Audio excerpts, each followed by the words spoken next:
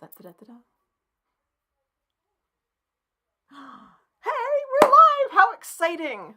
Okay, hi everybody. So, I'll try to keep an eye on the chat, but it's a little. Oh, gracious! I'm so excited, everybody. I'm so glad that I have my wonderful guest here, Hedreich. I'm gonna point this way on my screen. It looks like that. So, Hedreich is an author and an educator, and interestingly enough, a Grammy nominee. It's mentioned, but I'd love to hear the story about your experience with music and tell me more about that. You know what? In my other life, I was a working musician. So singer-songwriter, did a lot of background vocals for a lot of really cool people. And wrote a couple of things with some, like the Bellamy Brothers, got a super double, triple platinum or something. I don't know. I can't even see it. It's on my wall. And did arranging vocals for them. And then, did the Grammy nomination was for a tribute song to Michael Jackson. So yeah, fun stuff. Oh my goodness, that's so awesome! And you got to, and just getting to arrange a tribute song to Michael Jackson is like really cool. That one I didn't get to arrange on. I only got to sing on it, but hey, that's fine. It was okay. And it's like Jermaine Jackson is on that cut too, so it's like exactly. I know. Oh my goodness, that's so awesome. That's and then so awesome. The cool recent thing is I just recently found all of my sounds. I wrote a whole CD about 10 years ago, and I just found all of those songs on TikTok and Instagram. So that was like fun. I like, so I have one of my TikToks to my song, which is like, yay! Oh, that's so awesome. So, I know you're working as an ed tech consultant right now. Mm-hmm. Like that's actually, I do two things. I don't know how they marry sometimes, and sometimes they're just like they feel far away. But at my district, I serve my district as the ed tech specialist for the PK-12, and because we have all of these devices that nobody had a chance to actually plan a rollout for back in COVID. So I'm trying to figure out what where the holes are in the plane. Mm-hmm. That's my job for them.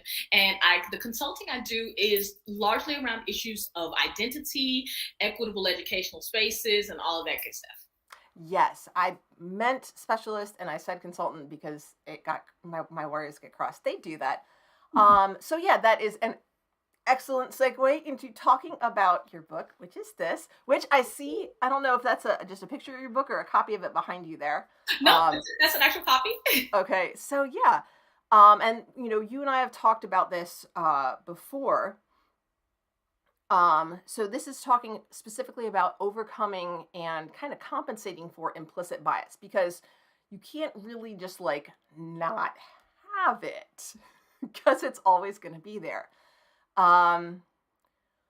So I guess let's start off talking about a little bit just basic what implicit bias is.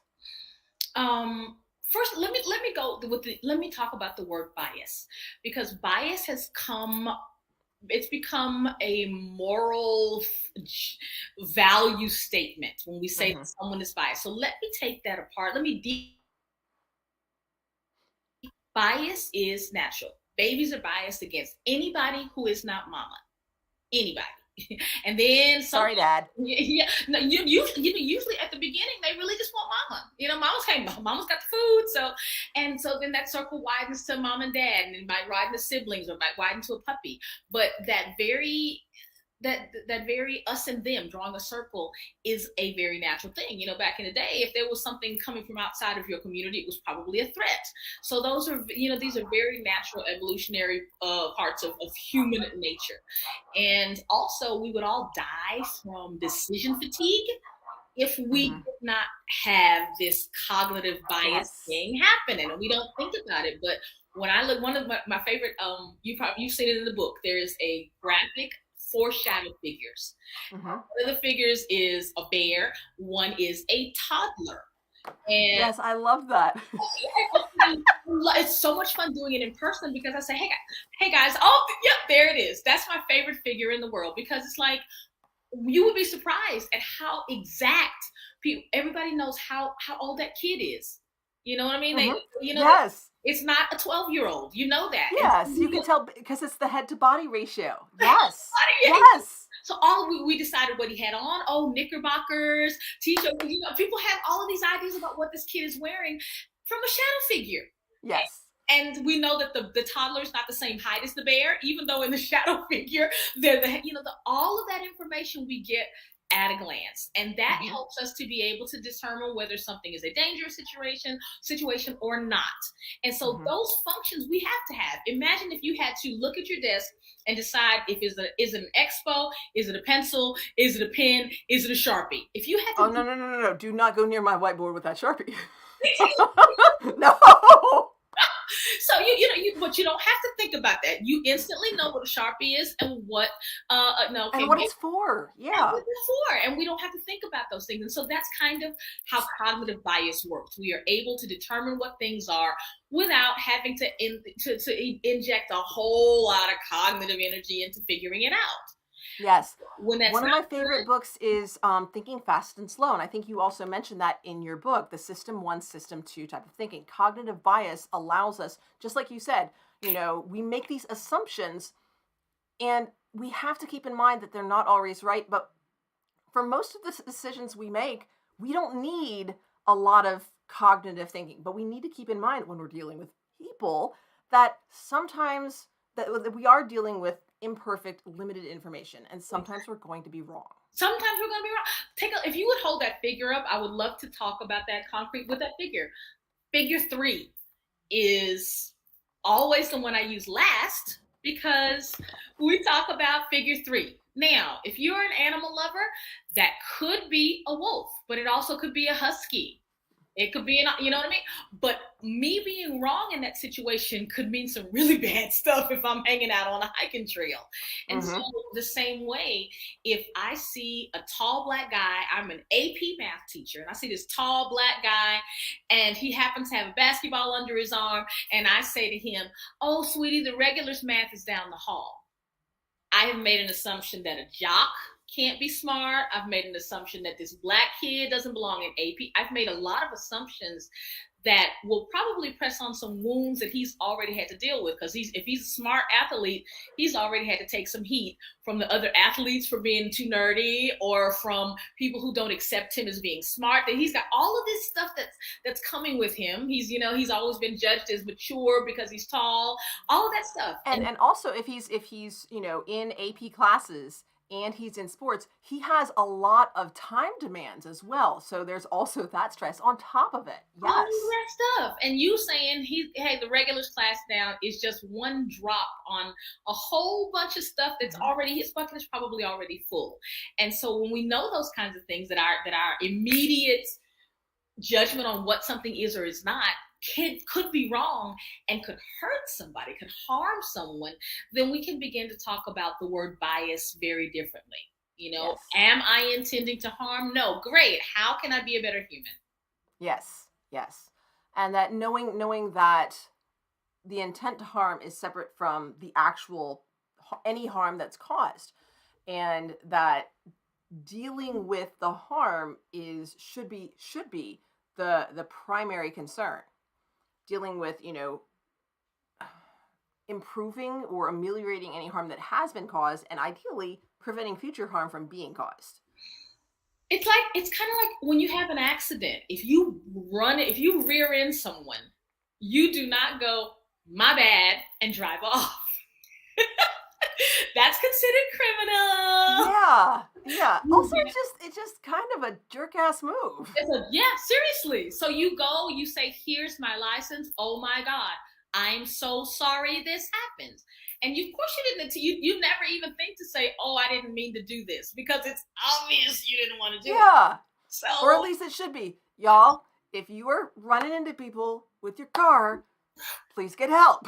Because that's not safe. That's not healthy behavior. And among other people. Just don't.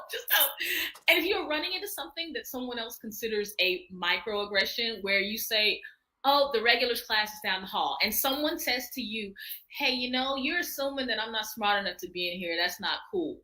Don't say, "Oh, I didn't mean it that way." Simply say, "Oh, wow, my bad. Can you tell me more about that?" Ah, thank you for teaching me, as opposed to, well, dang, dude. All of Yeah, that. or just, you know what?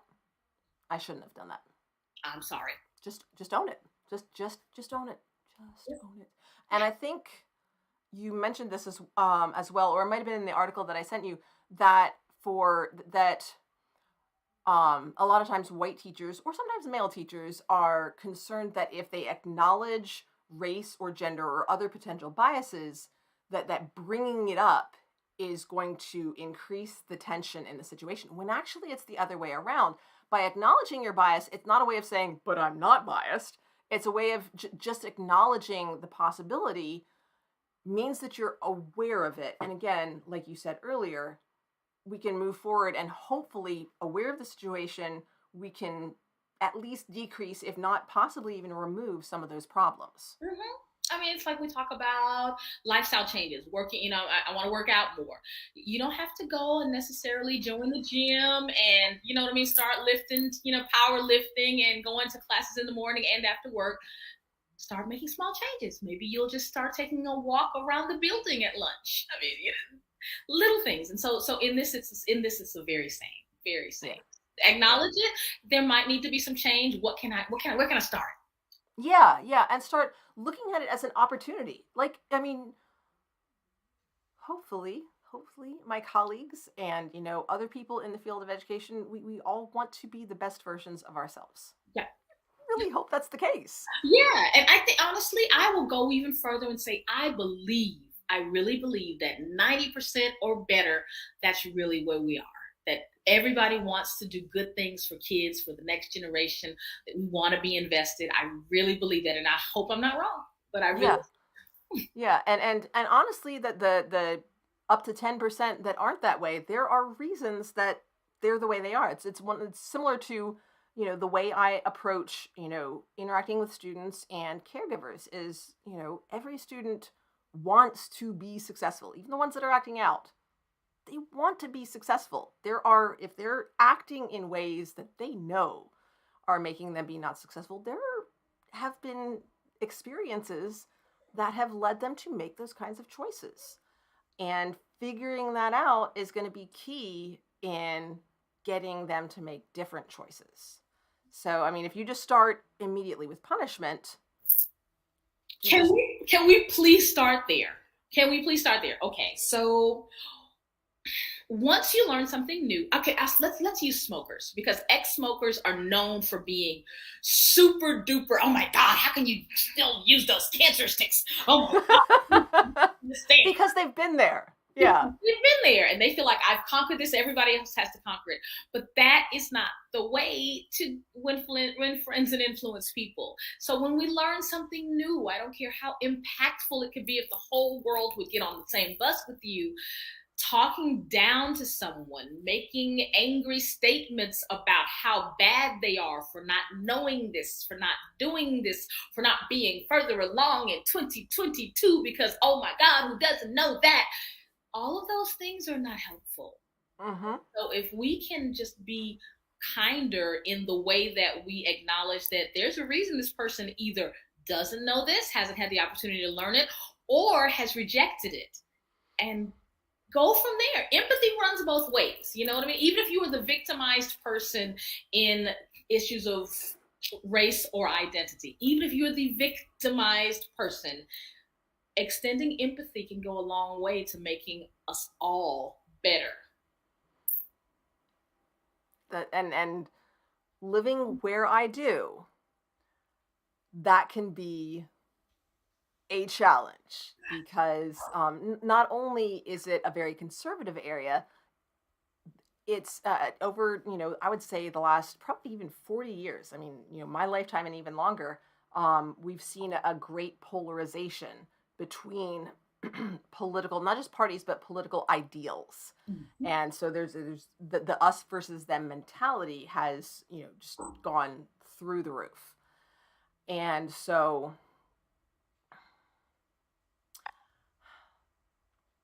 fighting my tongue. Finding the words. It's like, no, not that one. Not that one either. So yeah, I actually do that with my students, hopefully for more humor. When I'm like, I'm not going to give you any malarkey, and I'm like, and that the word I'm thinking is not malarkey, and they're just like, Malarkey's Nicole, which good. word are you thinking? I'm like, you can just use your imagination and just leave it in your imagination. Yes. That is what malarkey is that's one of my go-to words. Students know there's more going on. I usually say poop emoji. It's a- Yeah, poop emoji. That's all. And and it's hard. I mean, it is hard not to yes. and not to be offended and not to be pissed off that we're still here in 2022.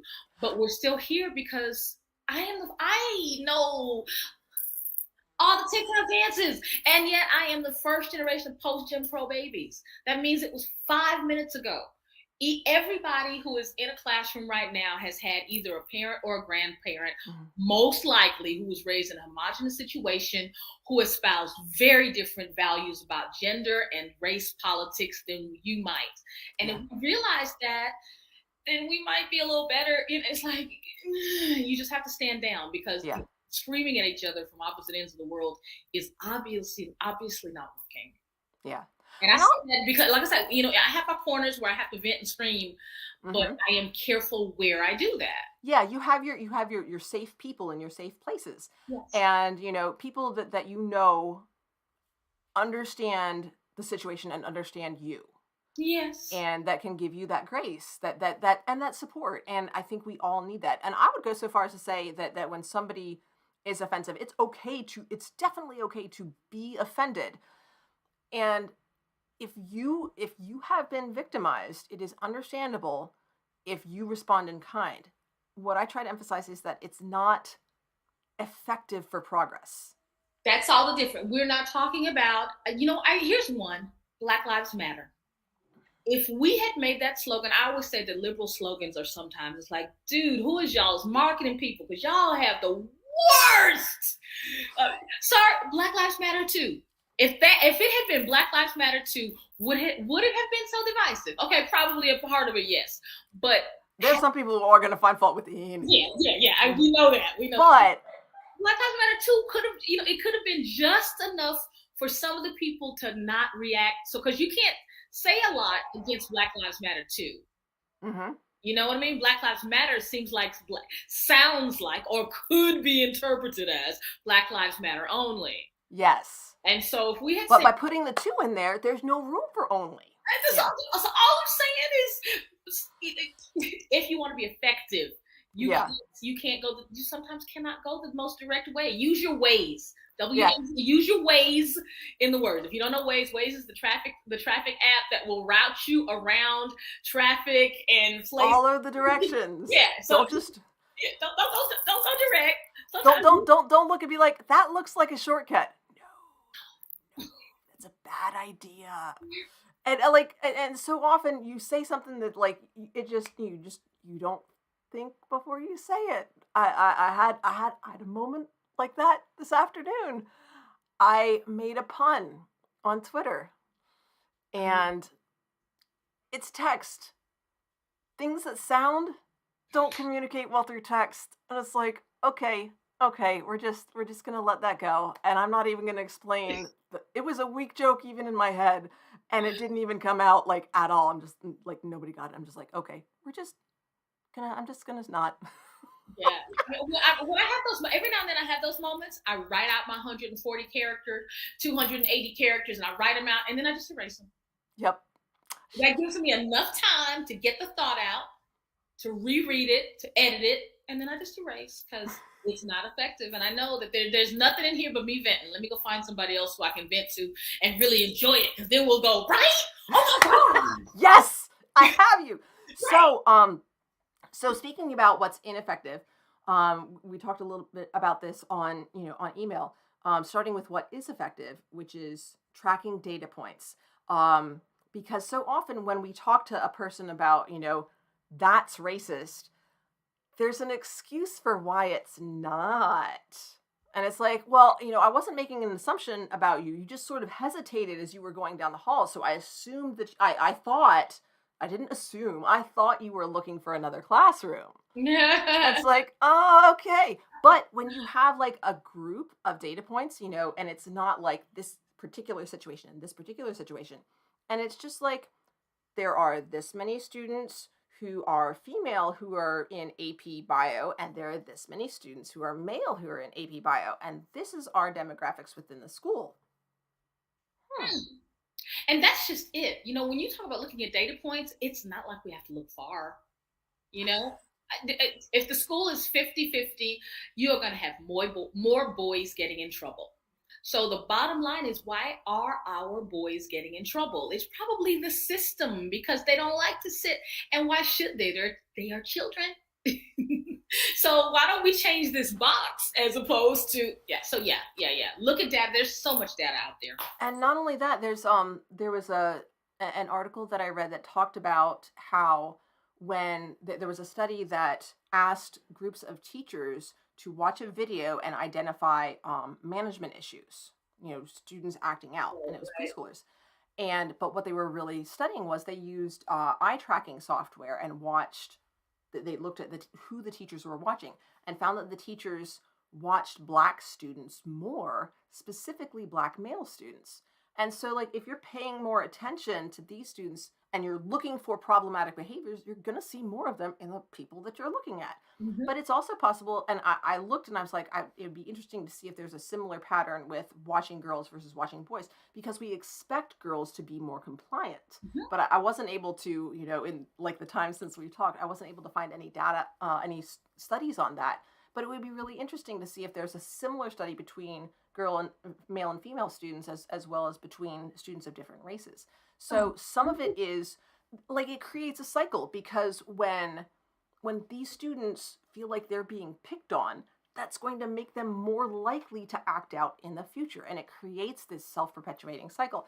And then of course teachers are thinking, well, that's just how they are, because again, it creates this perception cycle. Yeah. Sorry, but that's my barf move, because you do get that's just how they are. Of course, they have more discipline issues. It's how they are, but again, even if it is how this student is, there's a reason the student is like that, and we need to take a look at why, rather than just responding with punishment.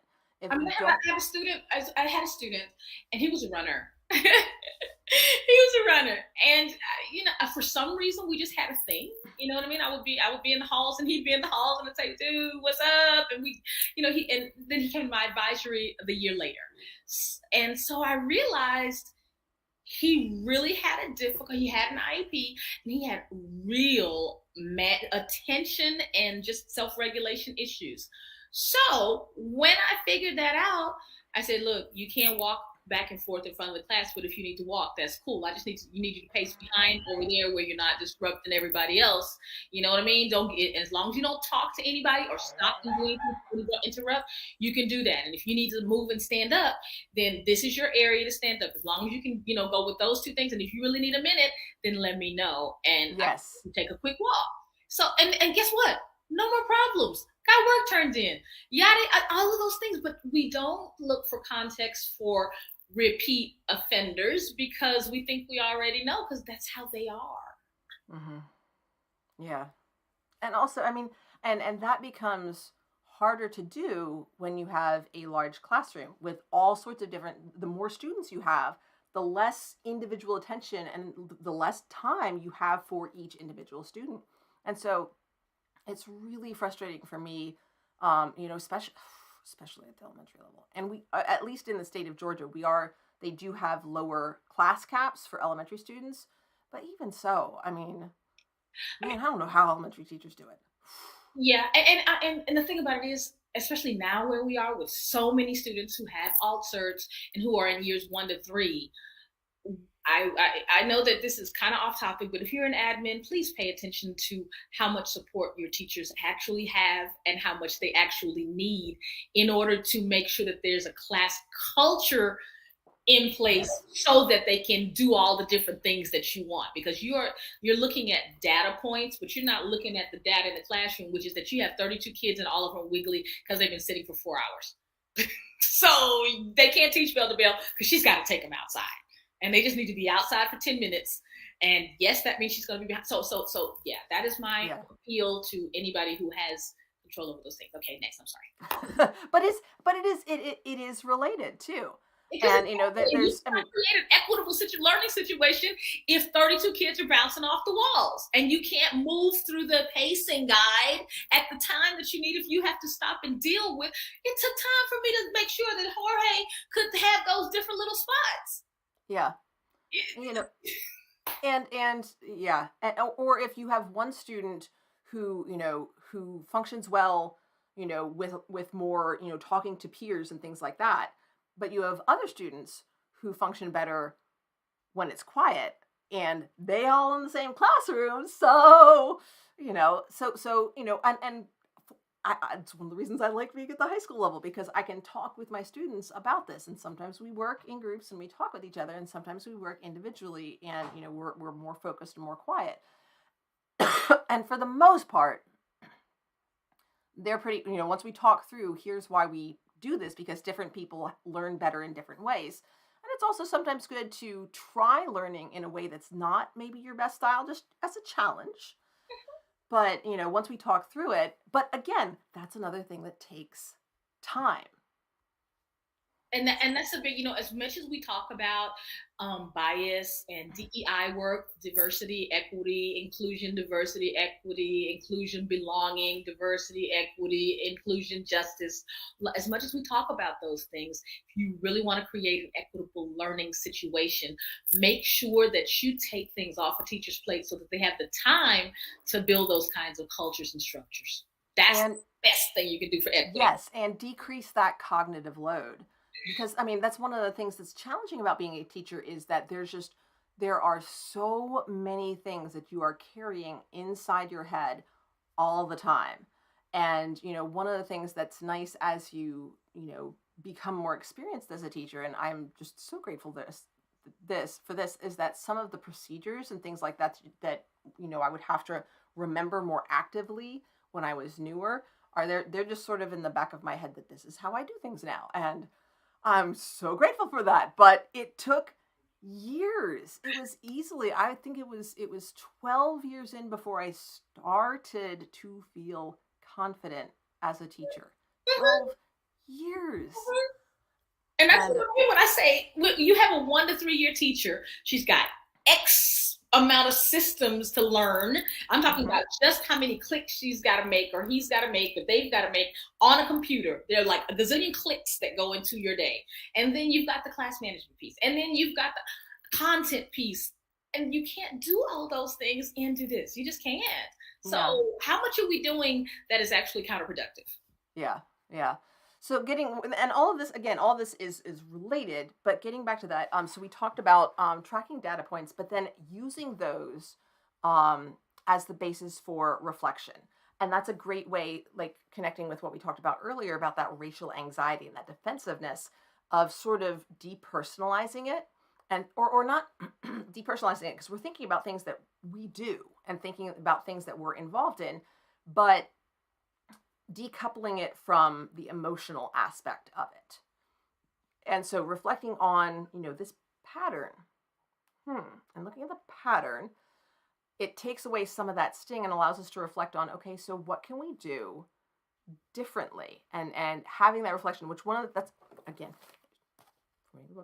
things I liked about the book was that it had, I think, every chapter, and you regularly say, don't forget, have your journal. And you have prompts for reflection about your own experiences as well. But then also beyond just the individual personal, that's a little bit, I think those are more challenging. I don't want to say more advanced, but more challenging to reflect on, because it's like, it's not just more tempting, but almost more natural to be like, well, yes, but. And when you have the data points, there's no but, because it's not just about you. So yeah, the data points are sort of an entry into that reflection that you're talking about, thinking about, how does this affect these students? And those it's sort of huge because repersonalized. those data points are occasionally there are one or two teachers who are really outliers and maybe really performing poorly in a certain area. But generally, those data points are school and district wide. And It's it, so you're and not what's singling people out. yeah, it's like what it makes me think of is honestly, it makes me think of our school programs and things about bullying.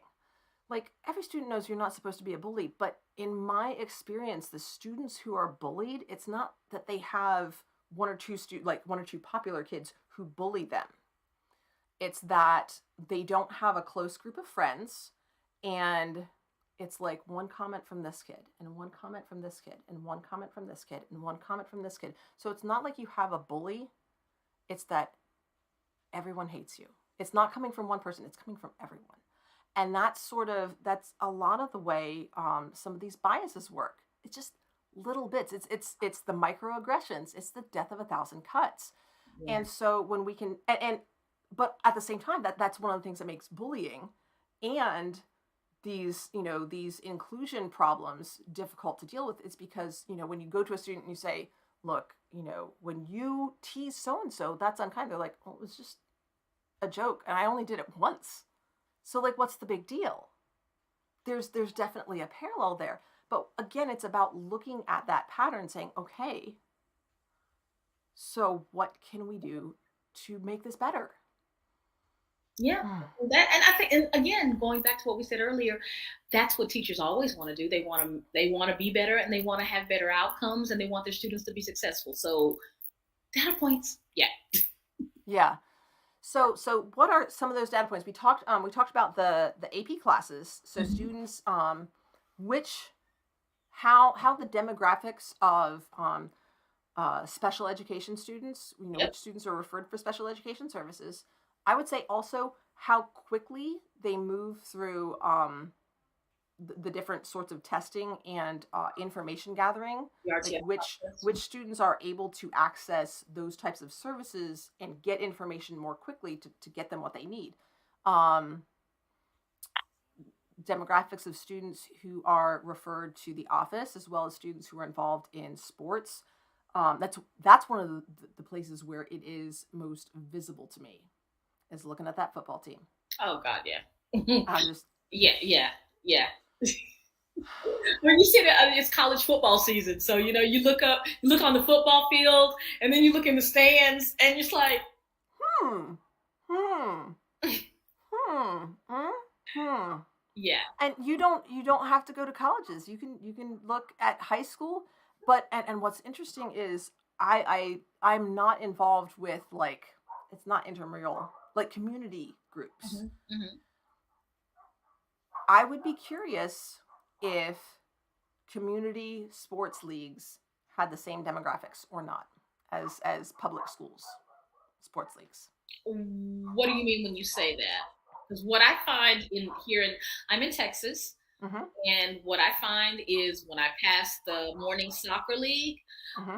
the I'm not sure which country, but the African guys play together at a certain time. If I'm driving on a Sunday, I'll see all of them, and then at a later time, if I'm passing at this other time, then I see all of the Hispanic guys, and I don't know which countries, but they are all playing together. And yeah, white guys in Texas play football, so nobody plays soccer. So that's really That's interesting. not quite true, but kind of, sort of, almost.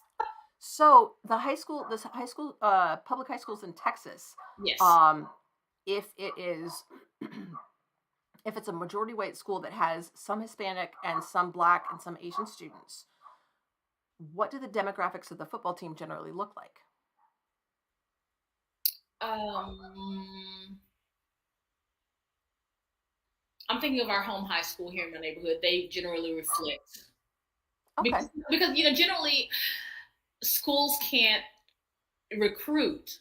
Mm-hmm. Unless you're watching All American on Netflix, that's schools can't recruit. So generally, it reflects the population. Okay. But now I do find that the basketball teams generally do not. Oh, really? Nah. That's interesting. That's Yeah. interesting. 'Cause, I would say Out of the whitest schools here, the first string of teams always almost all black. okay. So and I have a theory about this. Is wrestling a winter sport for Texas? Winter? like basketball? My kid wrestled. Yeah. What are the demographics of the wrestling team? White, very white. And that's so in the fall, it's like football or nothing. You know, for guy sports, we have our. It's interesting because we have girls softball in the fall and boys baseball in the spring. I don't know. I would think that baseball and softball would be at the same time, but Right. what do I know? So, but for guys in the fall, it's like football or cross country. But in the winter, it's basketball or wrestling. And so it's really interesting to see the racial demographics there. Yeah. So, and it's just self-segregation is a thing. One of the first books, that I really read on demographics and inclusion. Why are all the kids still sitting in? Yes. Don't you love her? Oh my God. Yes. It's so good. And I mean, even before that, one of the phrases that I'd heard is, the most segregated hour in the nation is 9 a.m. Sunday morning. You are obviously white because I was about to go. I said 11 a.m. because 11 a.m. is Black church hour. Sunday morning. Funny. Yeah, Sunday morning. Yes. But that's the thing that we don't talk about.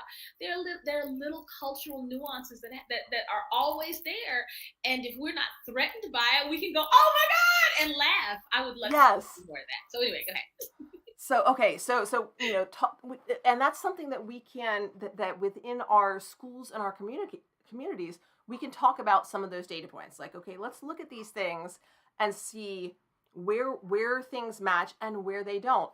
And I was talking about this. I think it must have been in one of the tweet chats, or maybe it was with our our academic coordinator about. I was kind of on one of my rants about standardized testing. Is that it's not supposed to be used to track an individual student's progress or to track the effectiveness of an individual teacher. It's supposed to be used to look at demographic data. And it's not being used effectively to look at that. Essentially, are our female students and our male students, are they progressing equitably? Are we meeting the needs of, our special needs students or our gifted students, or are we just sort of letting the gifted students coast? And are we, just sort of shunting the students with IEPs off to where they won't bother others? Those sorts of things. And, are we over prioritizing some students at the cost to, at a cost to others? And it's not often used that way. And we have, especially now that we have more technology to look at some of this data. Unfortunately, I was looking at it with our academic coach a couple of weeks ago. I think that was when we were talking about it.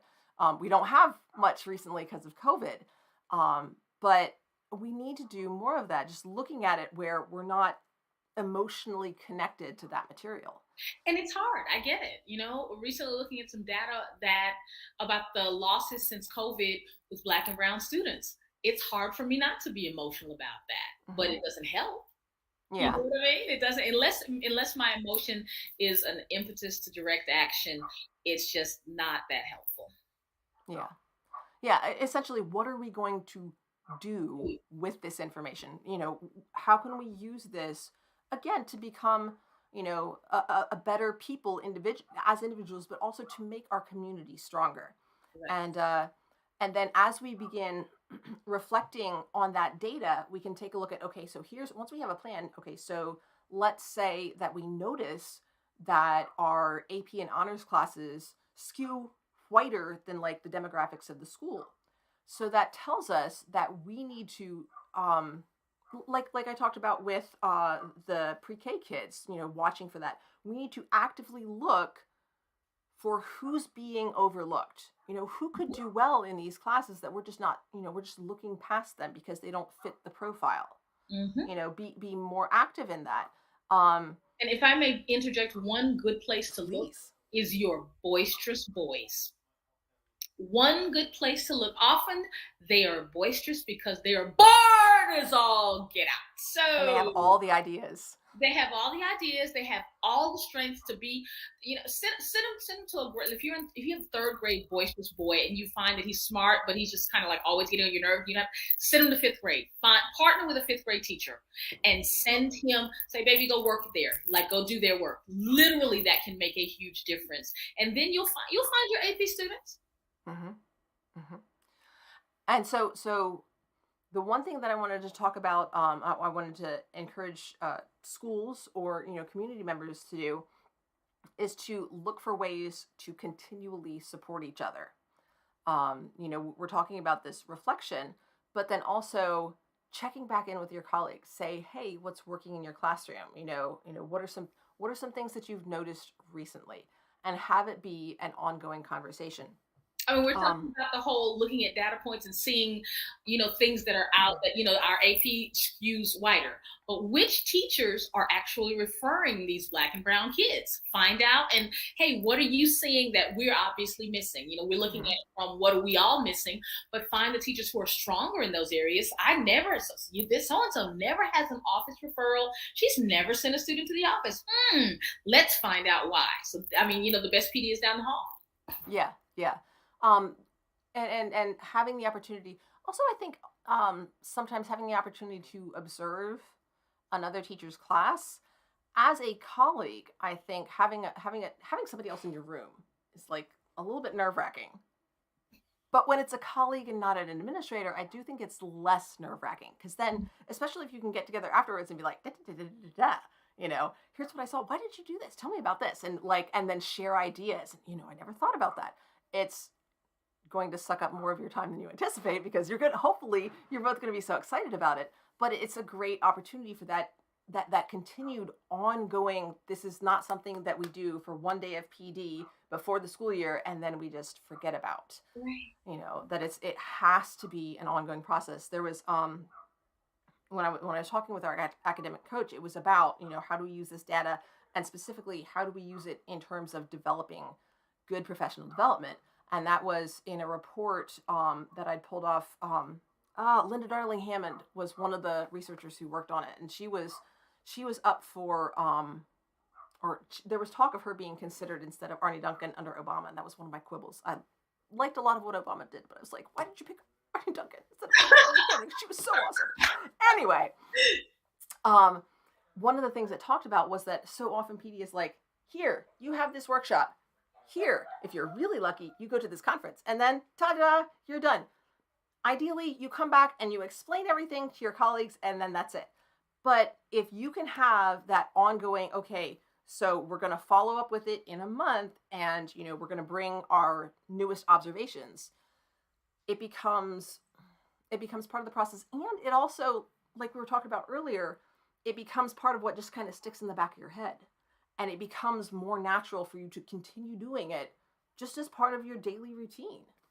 So that ongoing support in community is going to be absolutely vital. Yeah, I would love to see districts looking at those data points, developing a catalog of PEDs based on those data points, and then having them be part 1, part 2, part 3, and part 4, as opposed to this is the initiative. Okay, now we're going to work on this, and then now we're going to work on this, because you don't have any time to really go into whatever it is. You're just on to the next thing. Nothing's to it.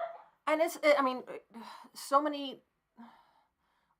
It's kind of a thing. It's like, well, we'll just keep our heads down, and eventually this will pass by and it'll cycle through and it'll just be the next thing. And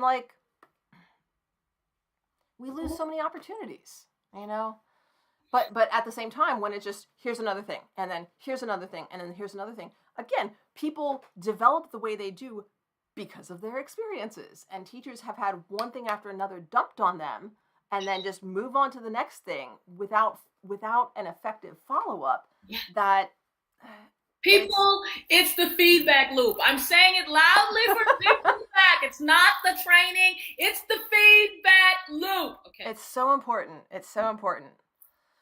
And that brings up what I sort of want to look at for kind of our closing, because of the people that we have in the chat. We've got people from all over the world, some from Australia, some from Europe and England. Hi guys. And I do want to touch on, Andrew, I do want to touch on your point about, connecting to the medical field once we get through, talking about teaching, which we could go on for like ever.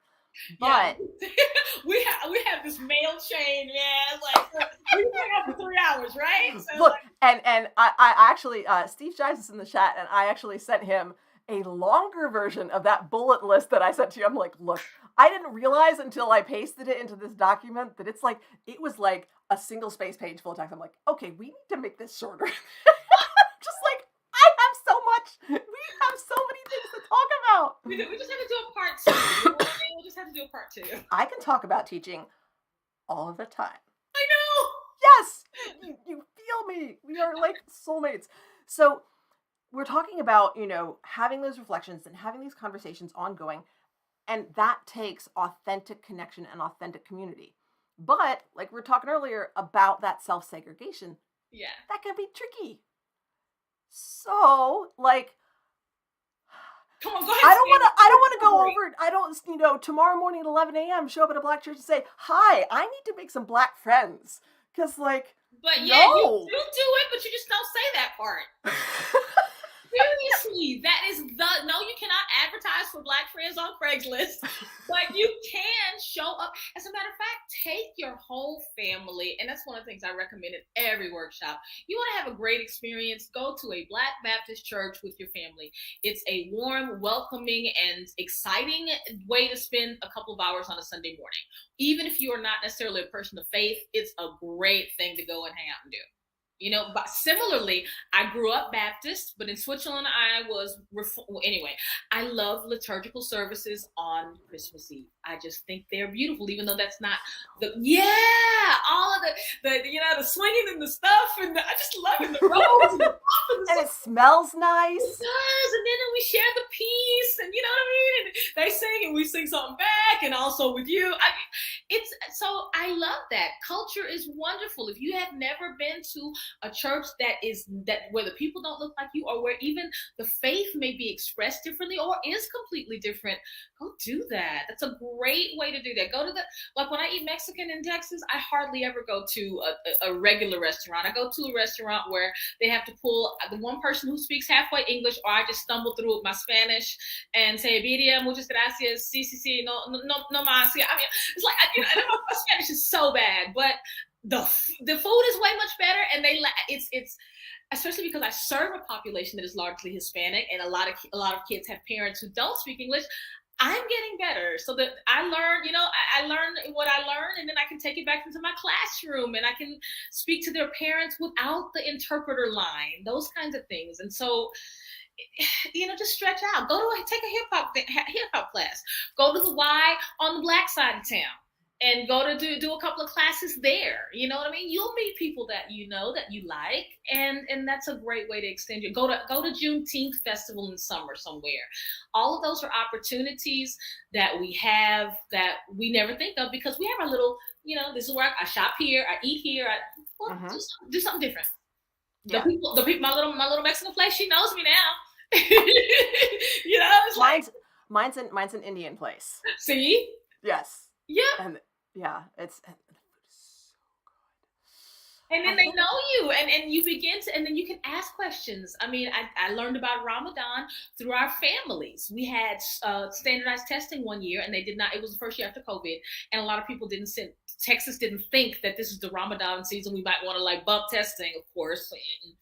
But the parents that I called and said, you don't need to send your child. We understand this is a special time. And sending a fasting child to test for 4 hours. And I got such reviews. I mean, thank you so much. They were just appreciative that someone knew, and that I would say the greeting in Arab at the beginning or at the end of the conversation. That's like literally all the Arab I know that's not connected to food words. But I can say Happy Ramadan, and that means something. So it doesn't take a lot. You don't have to change who you are, but you can just enjoy the beautiful tapestry that makes up the world. Yeah, and it's I'm gonna tease you a little bit. It requires getting comfortable with being uncomfortable. because this is gonna be an unfamiliar situation but I mean the nice thing is that going in. You know. And for example, going back to the black church thing, going in as a white person, it's just enough to feel what it's like to be different in a space where nobody looks like you. And just like a lot of homogenous teachers who teach in homogenous schools, I get questions about how to support that one black kid, that one Indian kid, that one brown kid. And I say, that's something you can do. Just go into a space where people don't look like you. Go to the local step show and just feel what it feels like. Wow, no, that doesn't happen to a lot of white people if you are in a certain bubble. And just knowing what that feels like is so helpful as an educator. Yeah.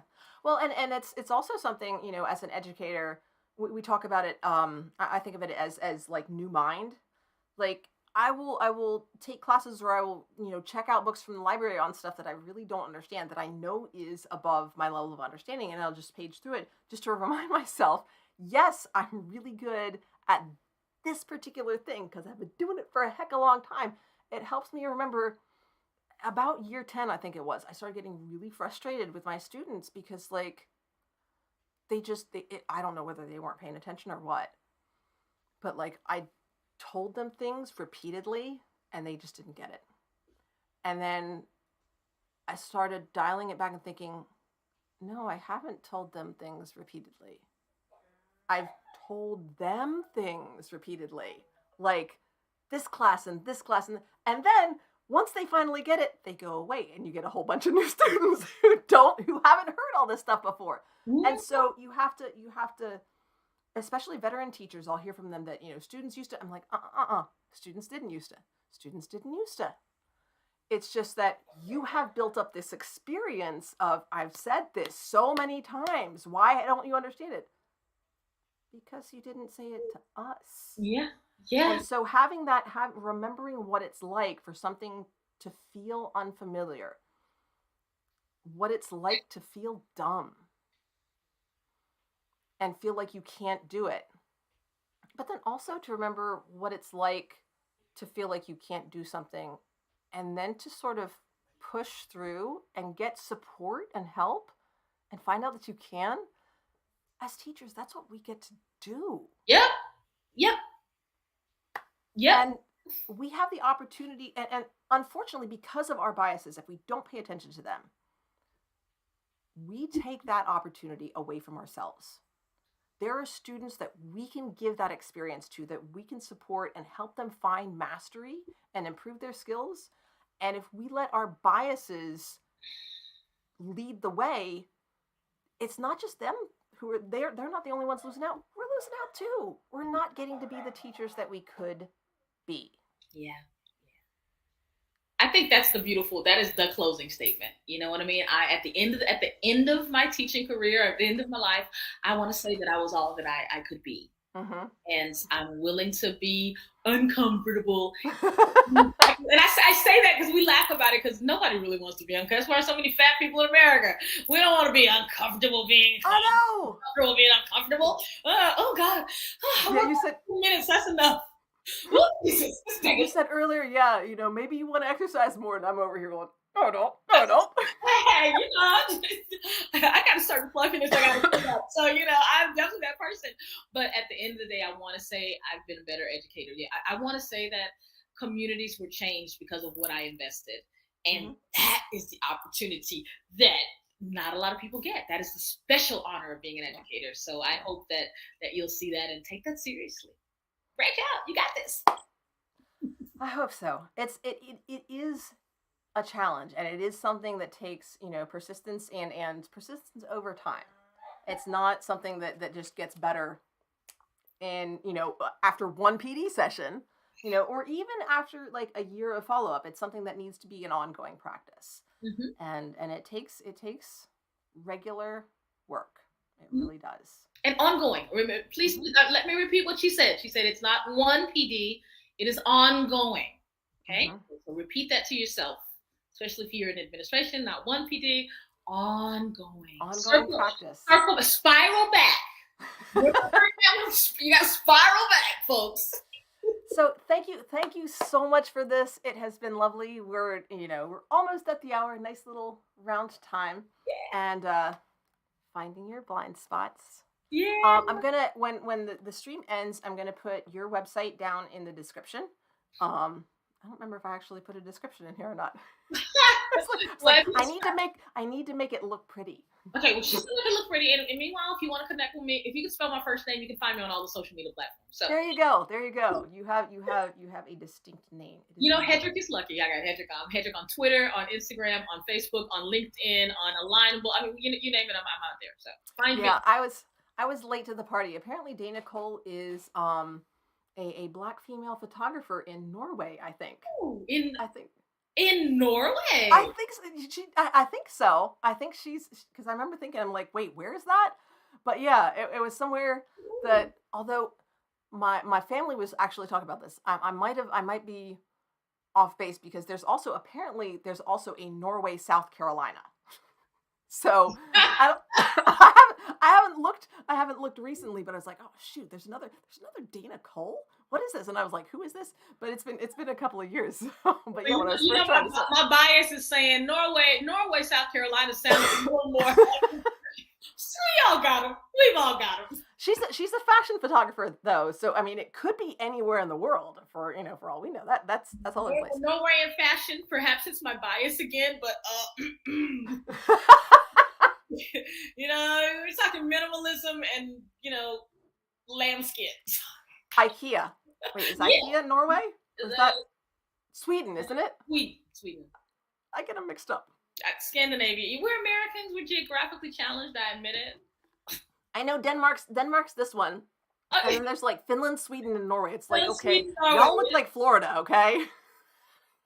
But it's true. See, there's my bias. They look like Florida. That's hilarious. All right, guys. Those of you who are in the chat, if you've got any questions, we'll stick around for just a couple of minutes here.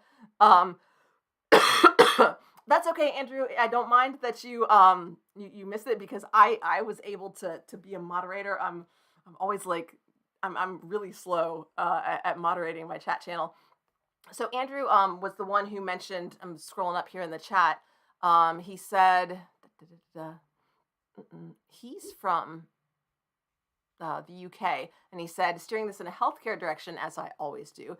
Inherent bias is an enormous problem in both hospitals and surgeries. Doctors are heavily subconsciously biased against so many walks of life. I know that on Twitter, some of the discussions I see, especially recently with, I think, Taylor Swift's new single that just came out, Fat Phobia, can influence doctors. Like, you go there and, you're having migraines and they're like, it's your way. Yeah. And it's like, but what if it's not? Well, just try losing weight first. And it's like, do you think I'm like 30 or 40 years old? Do you think that's never occurred to me before in my life? Yeah. And now suddenly I have migraines when that was an issue before. But also, for example, in race, I mean, black infant mortality under white doctors versus black doctors. Check that statistic out. It is not pretty at all. But yeah. And there have been a number of studies that show that, that physicians subconsciously and sometimes consciously believe that black people just naturally have a higher pain tolerance. Oh, yeah. And we're talking recent. There's a study they just recently, I'm talking about in the last 3 or 4 years, I did a study of incoming of medical students. And so this is not something that people used to believe. This is something that is still young people in medical school today. And incoming students, that means they have these beliefs. It's not that the medical school does this. It's a social thing that continues and that medical school has an opportunity to push back against because it's already there. Yeah. And I got a couple of TikToks where I talk about that as well because it's huge. It's a big when I say that if we as educators mitigate our biases, that it is community and life trajectory changing for real. You have because we're working with people at the earlier stages in their lives, and we can, even if it's just you change the trajectory by a few degrees, over the course of a lifetime, that is huge. Yeah. Yeah. So. Yay. Thank you so much. I am gonna wrap up the stream now. So thanks everybody. Thank you so much for coming. Don't forget, leave comments with your own experiences. That would be great. And don't forget, Hedreich also has a YouTube channel as well. And is Small Bites every Friday? So no, remember Small Bites, the Friday, there were 75 episodes on the YouTube channel, and weekly now it's the podcast, which is on wherever you get your great podcasts, and it's at 5 a.m. on Monday morning, but I usually drop it at, I drop that thing at Sunday night. It's usually up by 10 p.m., but I want it up for the beginning of the week, so. Bright and early. Official time is 5 a.m. Yeah. All right. Well, thank you so much for joining me. I really appreciate it. And thanks everybody for joining us, and have a wonderful rest of your weekend. Bye, guys. Bye-bye. Okay, so we're off.